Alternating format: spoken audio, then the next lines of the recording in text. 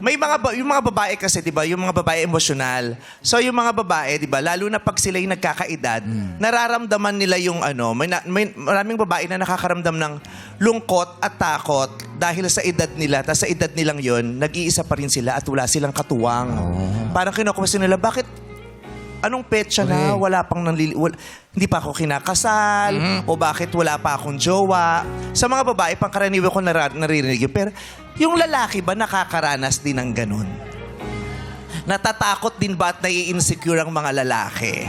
Parang, oo, parang meron din ganun. May Natatakot age, din. may oo. age din yung lalaki na, Oo. ano ba to? Sa ganitong age, gusto ko nang magkaanak, pero ba't Anak, wala asawa. pa akong asawa? Yung ganun. Yes. Pero naalala mo na araw, di ba? Pag 25 years old ka, especially pag babae, pag wala ka pang asawa, parang natatakot na sila sa ganung edad.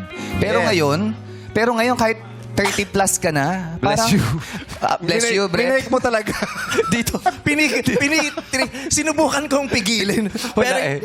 Di ba? Pero Okay. ngayon, pag kahit 30 plus ka na, parang okay pa rin sila na Yeah. wag mo na mag-asawa, Oo. wag mo na magkaroon ng anak. Yeah, oo.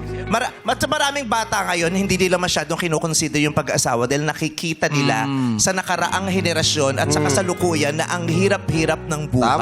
Tama yun. Di ba? Kaya ang mga bata ngayon nag-iisip. Yes. Nag-iisip dahil marami silang nakita nung nakaraan na ayaw nilang mangyari sa kasalukuyan. Which is Correct. tama. Yes. Tama din naman. Oo. Oo. Pero yun, paano kaya nagkukup ang mga lalaki pag nakakaramdam sila ng ganyan? Kasi yung mga babae, di ba, bine-verbalize nila. Sinasabi nila, iniiyak nila. Pero yung mga lalaki, iba rin ang pamamaraan. That's what I want to find out. Oo. Para kasi hindi sila ma-open up pagdating sa ganun. Oo. Oo. How men cope with that situation. Yung era na yun na parang, ay, ang tanda ko na wala pa akong asawa.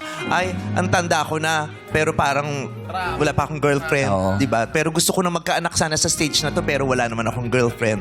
Yung ganon.